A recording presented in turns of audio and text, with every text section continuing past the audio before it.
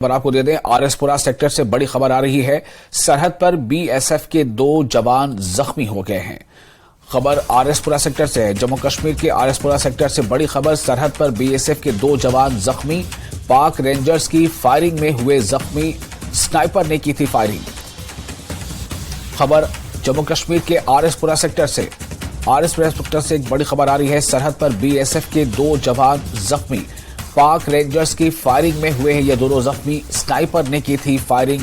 फौजियों को पहुंचाया गया अस्पताल। जो दोनों जख्मी जवान हैं फौज के, उन्हें अस्पताल पहुंचाया गया है। इस वक्त एक अहम खबर आरएसपुरा सेक्टर से, ये अहम खबर है। सरहद पर बीएसएफ के 2 जवान जख्मी हो गए हैं।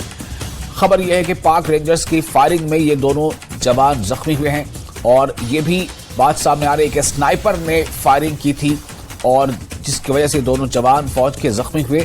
इन फौज के दोनों जवानों को अस्पताल पहुंचाया गया है।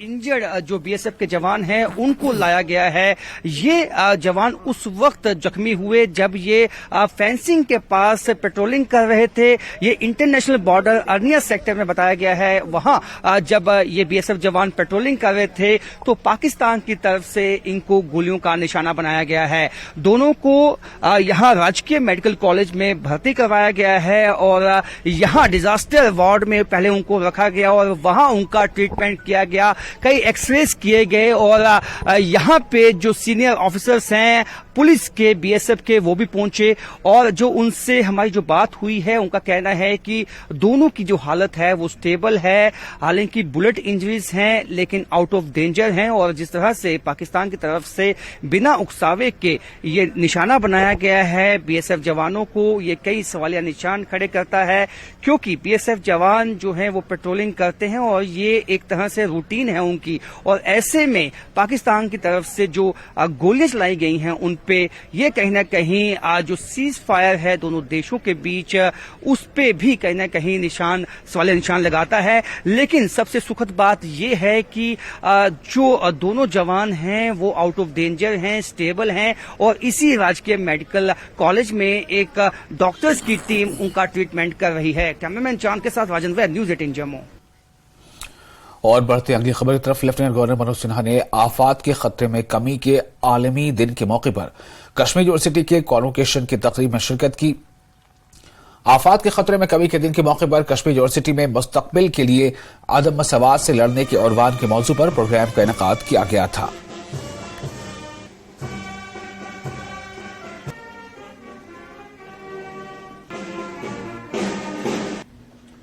भारत के सम्माननीय प्रधानमंत्री श्री नरेंद्र मोदी जी की दूरदर्शिता और उनके नेतृत्व की ताकत एक बहुत बड़ा कारण रही है। गुजरात के मुख्यमंत्री के रूप में उन्होंने कच्छ भूकंप की त्रासदी के पश्चात स्वयं आपदा प्रबंधन का नेतृत्व किया था। आप में से कुछ लोगों को मालूम होगा कि गुजरात देश का पहला राज्य था जिसने स्टेट डिजास्टर मैनेजमेंट एक्ट देश में बनाने का सबसे पहले काम किया था और उसी एक्ट के आधार पर बाद में 2005 में भारत सरकार का डिजास्टर मैनेजमेंट एक्ट बना तथा नेशनल डिजास्टर मैनेजमेंट अथॉरिटी की स्थापना भी हुई। गुजरात से पहले न भारत में और न ही देश के किसी राज्य में इस तरह के इंस्टीट्यूशनलाइज सिस्टम की व्यवस्था थी, न इसकी परिकल्पना की गई थी। भारत के वर्तमान प्रधानमंत्री जी ने एक और बड़ी महत्वपूर्ण पहल की। उन्होंने दुनिया के सभी देशों को इकट्ठा करके एक ऐसा इंस्टीट्यूशन खड़ा करने का संकल्प किया जो डिजास्टर मैनेजमेंट से संबंधित technical support, capacity building, research द्वारा रेजिलिएंट इंफ्रास्ट्रक्चर को प्रमोट करे तथा अन्य देशों को आने वाली चुनौती से मुकाबला करने के लिए भी तैयार कर सके। मुझे याद है मैं उस समय भारत सरकार का हिस्सा हुआ करता था जब 2016 में माननीय प्रधानमंत्री जी ने इस आइडिया को सभी देशों के साथ साझा किया था, शेयर किया था। 2019 में CDRI collision of disaster resilient infrastructure का पहली बार गठन हुआ है। इसका मुख्यालय दिल्ली में है और आज दुनिया के 100 देश इसके सदस्य हैं। और नेशनल कॉन्फ्रेंस के सदर फारूक अब्दुल्ला ने कहा है कि अफसोस इस बात का है कि हिंदुस्तान जो जवाहरलाल नेहरू के जमाने से फिलिस्तीन के साथ खड़ा रहा और वहां के लोगों पर मजालिम खत्म करने की वकालत करता रहा, मगर हिंदुस्तानी हुकूमत ने इसराइल का मौकिफ इख्तियार कर लिया है। अफसोस इस बात का है कि हिंदुस्तान जो जवाहरलाल नेहरू के वक्त से फलस्तीन के साथ रहा है और फलस्तीन के लिए हर वक्त कहा है कि जो उन पर जुल्म हो रहा है उसको खत्म करो। यहूदियों को वहां बसाया गया 1917 में, अंग्रेजों ने साजिश की और फलस्तीनियों की जमीन उनको दे दी और वो बढ़ते गए और फलस्तीन की जमीन को और भी और काबू कर कब्जा करते गए।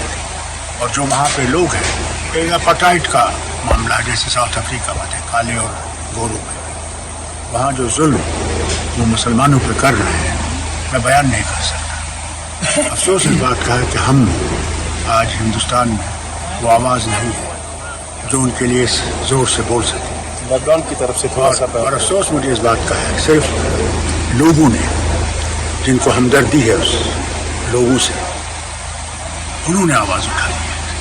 सरकार ने तो इजराइल का साथ दिया है। और एक और अहम खबर बता दें, जम्मू कश्मीर कांग्रेस के सदर वकार रसूल वानी ने हिंदवाड़ा में पार्टी कारकुनों से खिताब करते हुए कहा कि बीजेपी ने जम्मू कश्मीर को यूटी में तब्दील करके इसे तबाह कर दिया है। वानी ने कहा कि जम्मू कश्मीर में महंगाई आसमान को छू रही है। उन्होंने कहा कि जम्मू कश्मीर गुज़िश्ता कई सालों से अवामी सरकार के बगैर है। वानी ने इल्जाम लगाया कि लोग मौजूदा इंतजामिया से तंग आ चुके हैं। उन्होंने कहा कि आने वाले वक्त में जम्मू कश्मीर में कांग्रेस की सरकार होगी। कहा कि अलजी साहब मैदान में आए, अगर 5% भी लोग उसके हक में होंगे तो हम विड्रा करेंगे सियासत से। मोर साहब ने कहा था 50%, हम तो कहते हैं 5% भी। लोग बहुत परेशान हैं, लोग बहुत तंग आ चुके हैं, बेरोजगारी बहुत ज्यादा है, गुर्बत जो है वो बहुत फैल चुकी है, बिजनेस जो है वो खत्म हो चुका है, यहाँ महंगाई आसमान पे है, लोग परेशान है, लोगों को इलेक्शन 10 साल से नहीं मिल रहा है, पब्लिक रिप्रेजेंटेटिव्स 10 साल से नहीं मिल रहा है। बीजेपी ने इस स्टेट को यूटी बना के बर्बाद कर दिया। एक सामाजिक कारकुन गौतम आनंद ने जम्मू कश्मीर हाईकोर्ट में एक PIL दायर की है। इसमें मंदिरों के तज़ीन व आराइश और वादी कश्मीर में दहशतगर्दी की वजह से तबाहशुदा मंदिरों की अराजी से तजावुजात को हटाने के मामले को देखने के लिए एक कमेटी तश्कील देने की दरख्वास्त की गई है। अदालत ने PIL को कबूल कर लिया है, जिस पर 18 अक्टूबर को समाअत होगी। न्यूज़ 18 से बात करते हुए गौतम ने कहा कि इन्हें अदालत से मुस्बत जवाब मिलने की उम्मीद है। गौतम जी नमस्कार, आपका स्वागत है और आपसे ये जानना चाहूँगा कि आपको कैसे ये ख्याल आया कि मंदिरों की जो बात है उसको ये देखना कि आखिर कितने मंदिर थे, कहाँ नुकसान हुआ है और जो प्रॉपर्टी है मंदिरों की उस पर कैसे कब्जा किया गया, ये ख्याल कहाँ से आया? देखिए, मैं एक हिंदू हूँ जी और मैं सनातन को विश्वास करता हूँ। मैं अनंतनाग में गया था जी उधर, तो अनंतनाग में मेरा एक है कि मैं एक सुबह भगवान के मंदिर जाता हूँ, जल चढ़ाता हूँ। जब मैं अनंतनाग में गया था तो उधर जब मैं उधर एक मंदिर को मैंने उधर गया हूँ तो उधर देखा था कि जो मंदिर की जगह थी वो खंडर में तब्दील हुई थी। जब मैंने उधर लोगों से पूछा कि इसका कारण कहाँ है, क्या इधर मंदिर था पहले तो कहाँ चला गया, तो उन्होंने बोला कि ये जो मंदिर था वो ध्वस्त हो गया। क्या कारण था उन्होंने इतना ज़्यादा मुझे डिटेल बताई नहीं। फिर वहाँ से मुझे कोई जागृत हुआ, मेरे को जागरूक हुआ कि ये क्यों हुआ, तो उसके बारे में मेरे दिमाग में यही था स्पष्टीकरण कि मैं इसके बारे में पूछताछ करूँ। और इसी में मेरा दिमाग से मैंने फिर इसका डेटा, इसका कैलकुलेशन स्टार्ट कर दिए, लोगों से मिलना स्टार्ट किया और मेरे दिमाग में इसी प्रकार से ये जो सिस्टम चलना स्टार्ट हो गया जी। तो जो डिटेल्स आपने ली, क्या आपने मोडस ऑपरेंडी अपनाया, मतलब किस तरह से आपने डिटेल्स इकट्ठी, क्या आप ऑफिशियल्स के पास गए या फिर आरटीआई वगैरह से आपने ये सब डिटेल्स इकट्ठी की है? देखिए, मैंने जो इन्फॉर्मेशन गैदर की है, क्योंकि आरटीआई तो है ही है, मैंने पेपर्स कलेक्ट तो की है, लेकिन मैंने पर्सनली भी जाके लोगों से, जो पटवारी हैं, जो आपका गरदौर हैं, उनसे भी पेपर के कलेक्शन की और लोगों से गवर्नमेंट ऑफिशियल के डिपार्टमेंट में जाके कम्युनिकेशन करके ये भी एक सोर्स था कलेक्शन करने का जी पेपर्स। जो डाटा इकट्ठा हुआ है आपके पास, तो क्या उससे निकलकर सामने आए हैं, हमारे दर्शकों के साथ आपको साझा करेंगे कि आखिर कितने ऐसे मंदिर हैं जिनको नुकसान हुआ है, किस वजह से नुकसान हुआ है, कितनी मंदिर ऐसे हैं कितने जिनकी प्रॉपर्टी को हड़प लिया गया है, कुछ वो डेटा बताएंगे? देखिए, जो डेटा मेरे पास में गवर्नमेंट डिपार्टमेंट से आया है, मोर देन 500 टू 550 टेम्पल्स हैं जी। फिलहाल जो 110 टेम्पल्स हैं, 96 टेम्पल्स जो हैं वो श्रीनगर में और 14 टेम्पल्स जम्मू में जो मिलिटेंट के द्वारा डिस्ट्रॉयड हुए हैं। ऑफिशियली जो मेरे पास फिगर्स आई हैं, जो मैंने अभी आपसे डिटेल की है, अनऑफिशियली जो आपके फ्लड के द्वारा, जो अर्थक्वेक के द्वारा भी और भी हैं जो मेरे पास आना अभी बाकी है जी। तो ये थे गौतम आनंद, जिनका ये कहना है कि जो उन्होंने PIL फाइल की है, जिसकी कल डेट रखी गई है जम्मू कश्मीर हाई कोर्ट में, तो उन्होंने सबसे पहले ये प्रे किया है कि उसमें एक कमेटी बनाई जाए, जो ये जो टेम्पल्स हैं और इनकी जो प्रॉपर्टी है उसके बारे में सारी डिटेल्स इकट्ठी की जाए और उसके बाद उसका बचाव किया जाए। कैमरामैन साहिबा भट्ट के साथ मनोज कौल, न्यूज़ 18 जम्मू। और एनफोर्समेंट डायरेक्टरेट यानी ईडी की जानिब से जम्मू में कल बड़ी कार्रवाई अमल में लाई गई। एनफोर्समेंट डायरेक्टरेट की टीम ने 8 ठिकानों पर छापेमारी की। यह छापेमारी मनी लॉन्ड्रिंग एक्ट से जुड़े मामले में की गई। आरबी एजुकेशनल ट्रस्ट के खिलाफ कार्रवाई अमल में लाने के बाद चौधरी लाल सिंह के हामियों ने हंगामा भी किया।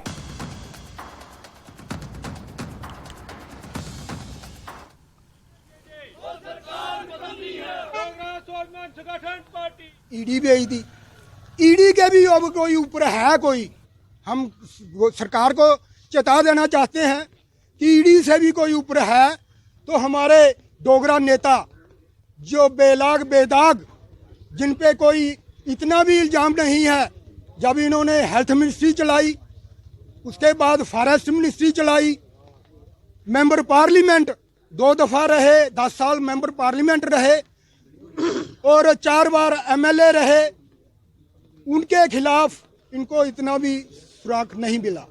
अगर नहीं मिला तो क्यों अब बिला भैया जो डोगरों की आवाज़ बने हैं, डोगरों की आवाज़ बुलंद कर रहे हैं, लोगों को घर घर जाके डोगरों को अपना जनसंपर्क अभियान जो चलाया है, उसकी जो लोकप्रियता इनकी बढ़ती जा रही है, वो लोकप्रियता इस सरकार को पच नहीं रही है।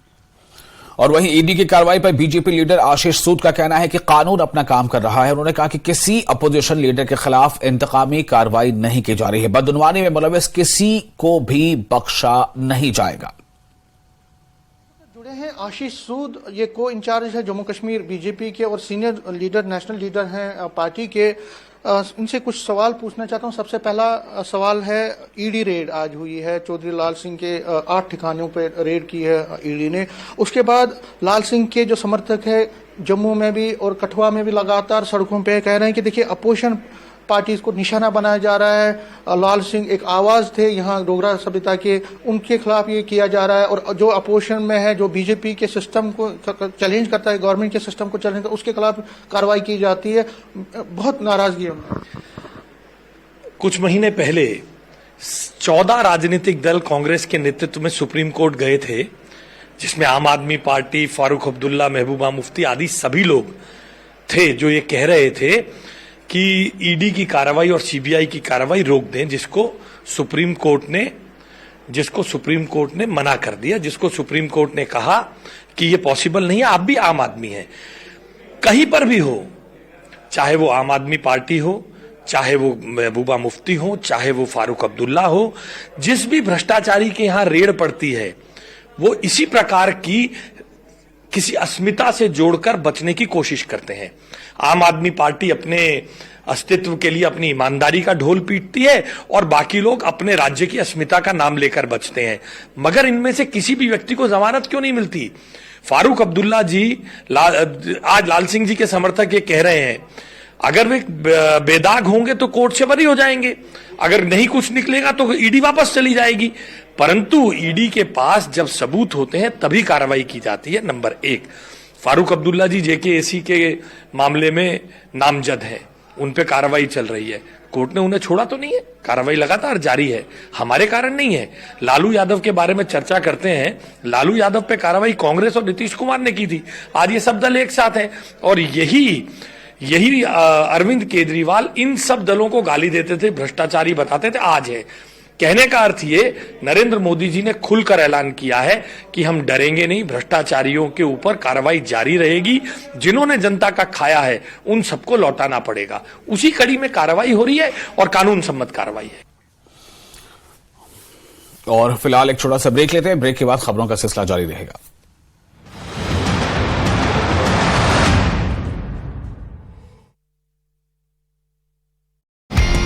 पिथौरागढ़ में बारिश के आसार, ऊंचाई वाले इलाकों में बर्फबारी की संभावना। उधम सिंह नगर के पुलभट्टा में पुलिस की बड़ी कार्रवाई, अवैध मदरसे को सील किया, मदरसे से 24 नाबालिग को छुड़ाया गया, बच्चों के शारीरिक शोषण का भी गंभीर आरोप।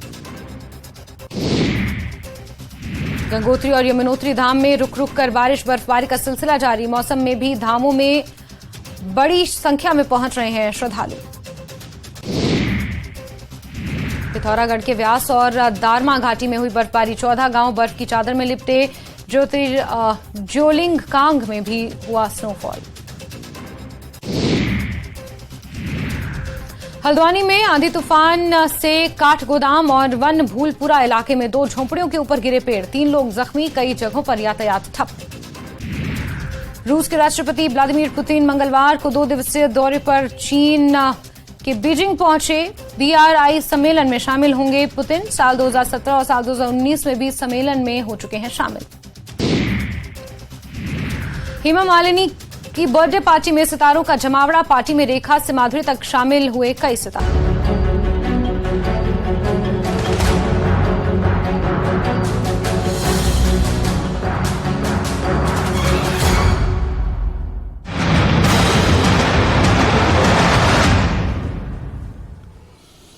ब्रेक के बाद एक बार फिर आपका स्वागत है न्यूज 18 JKLH पर। आप देख रहे हैं पहली खबर, मैं हूं विशाल।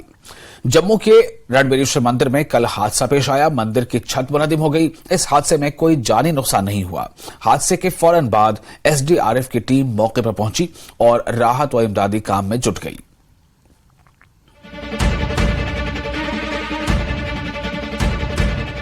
मलबे का ढेर और उसे हटाने में जुटी जम्मू कश्मीर SDRF की टीम। ये तस्वीर जम्मू के प्राचीन रणबीरेश्वर मंदिर की है, जिसका एक बड़ा हिस्सा मंगलवार को छत सहित धराशायी हो गया। खबर पाकर SDRF की टीम फौरन मौके पर पहुंची। मलबा हटाकर ये देखा जाने लगा कि कहीं कोई श्रद्धालु नीचे दब तो नहीं गया। क्या रिपोर्ट है, कितने लोग दबे हो सकते हैं? क्या उस वक्त श्रद्धालु थे यहाँ मौजूद? उस वक्त हमने कंफर्मेशन ली है अपने यहाँ पे जो जितने भी एम्प्लॉय है, यहाँ पे इस वक्त नीचे कोई नहीं था। अंदर कुछ लोग थे, मंदिर में मत्था टेकने के लिए आए हुए थे, लेकिन किसी का भी जानी माली नुकसान नहीं हुआ है। मंदिर प्रबंधन और धर्मार्थ ट्रस्ट के मुताबिक मिट्टी से और चूने से बनी कमजोर हो चुकी मंदिर की बिल्डिंग पर मंगलवार सुबह 9:30 बजे आकाशीय बिजली गिरी, जिससे मंदिर का ये हिस्सा जम गया। मैं तो सदमे में हूँ, इतना दुख लग रहा है कि सबसे प्राचीन मंदिर हमारा और जम्मू की एक जो शान है, 9:30 बजे वहाँ पे बिजली गिरी। और क्योंकि ये चूने का बना हुआ है और ऊपर खास करके जहाँ कलश लगे होते हैं, तो वहाँ हमेशा डर रहता है कि जब बिजली गिरती है तो कलश पे गिरे। मेरे पास कोई शब्द नहीं है। मेंटेनेंस एज पर रूल्स चलते रहे हैं, पर पुरानी बिल्डिंग है, जैसे आपने देखा केदारनाथ में, बद्रीनाथ में, कई जगह हैं, क्योंकि बारिश इतनी हुई है पिछले 3-4 दिनों से, जिससे कोई मतलब ठिकाना नहीं है। और ये पुरानी एक चूने की बिल्डिंग बनी हुई थी, तो इसलिए मेरा ख्याल है कि ये इसका बाहर नहीं ले पाए, तो नेचुरल कैलामिटी जिसको आप कहते हैं वही हुई है। लेकिन मौके पर पहुंचे जम्मू के मेयर राजेंद्र शर्मा ने कहा कि उन्हें पता चला है कि मंदिर के नीचे कुछ निर्माण कार्य चल रहा था, जो हादसे की वजह हो सकती है।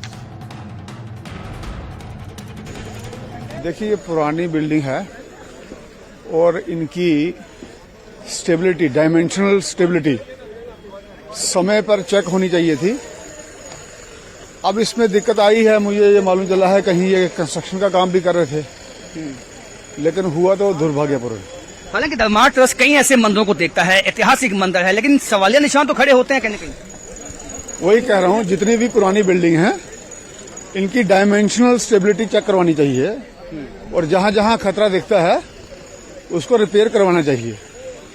अब यहाँ क्या हुआ ये बता रहे हैं मुझे कि कहीं इन्होंने कंस्ट्रक्शन का काम लगाया हुआ था, कहीं नीचे खुदाई कर रहे थे, हो सकता है उससे इसकी फाउंडेशन हिली हो। बड़ा सवालिया निशान लगता है। जो धर्मार्थ ट्रस्ट के लोगों ने कहा है और जो मेयर जम्मू ने कहा है उसमें जमीन आसमान का अंतर है। और मेयर जम्मू का कहना ये कोई छोटी बात नहीं है, ये पूरे जम्मू के मेयर हैं और इनका कहना है कि इनको रिपोर्ट आई है कि नीचे कंस्ट्रक्शन का काम चलाया गया था और जाहिर सी बात है वहां पे कुछ ग्राइंडर या कुछ इस तरह की मशीन चलाई गई हैं जिससे एक कंपन पैदा हुआ और छत जो है बारिश की वजह से अपना वेट नहीं झेल पाई।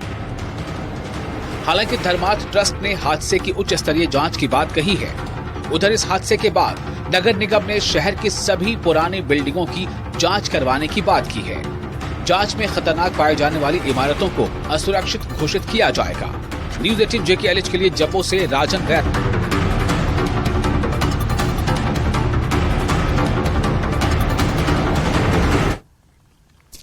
महकमे हॉर्टिकल्चर कुलगाम की जानिब से मिनी सेक्रेटेरिएट कुलगाम में किसानों के लिए मेगा जानकारी कैंप का एहतमाम किया गया। प्रोग्राम में बागबानी शोबे से ताल्लुक रखने वाले किसानों को जानकारी फराहम की गई। साथ ही मुख्तलिफ कॉलेजों से आए हुए तलबा व तालिबात को भी स्कीमों और प्रोग्राम से मुतारिफ किया गया।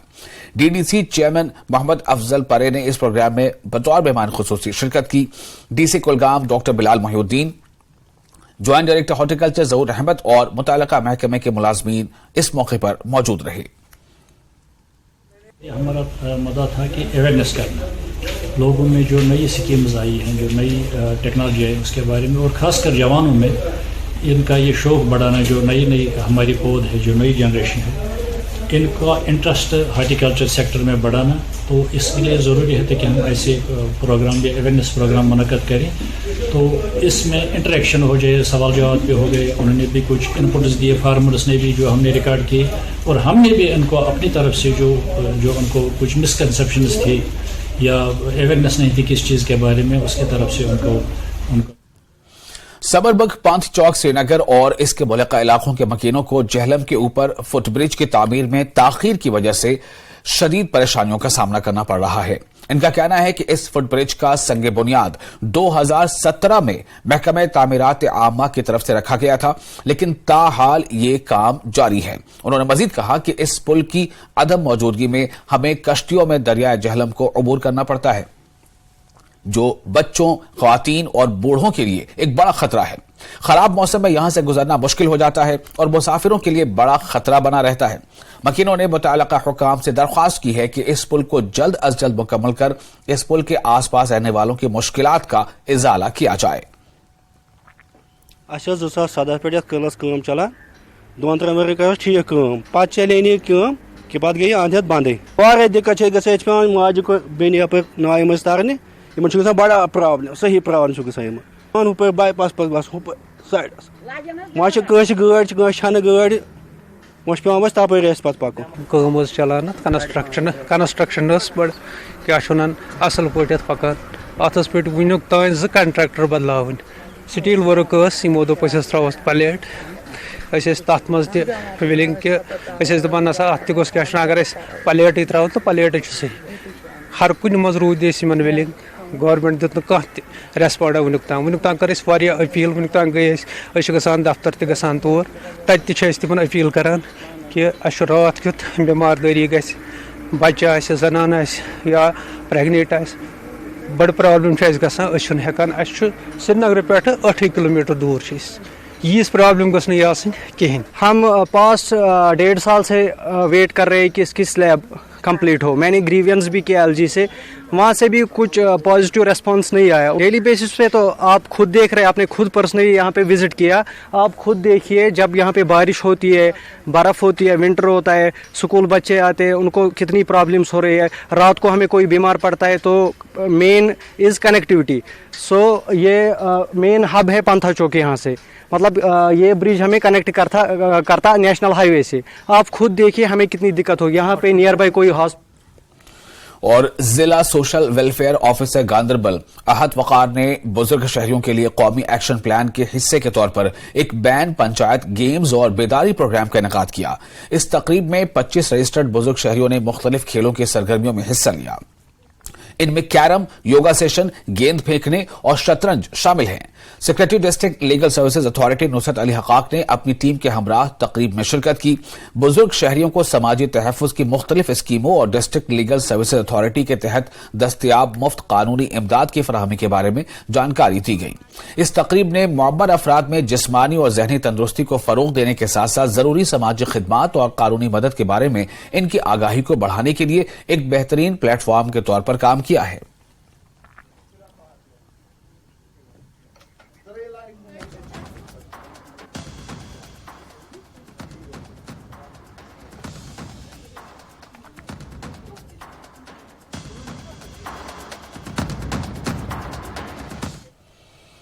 और खबर इजराइल गजा संघर्ष की। गजा पर इजराइल की बमबारी जारी है। एक अस्पताल पर की गई बमबारी में बड़े पैमाने पर हलाकतें हुई हैं। इस पर अमेरिकी सदर जो बाइडेन ने गहरे रंज व गम का इजहार किया है। उन्होंने ट्वीट किया है कि जंग के दौरान शहरियों की जिंदगी के तहफ़्फ़ुज़ के लिए अमेरिका वादाबंद है।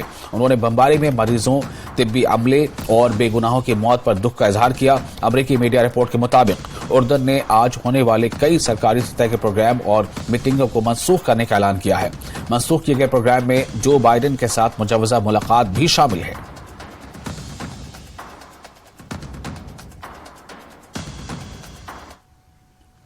और इसी के साथ इस बुलेटिन में फिलहाल इतना ही, लेकिन न्यूज़ 18 JKLH पर लगातार बड़ी और अहम खबरों का सिलसिला जारी रहेगा।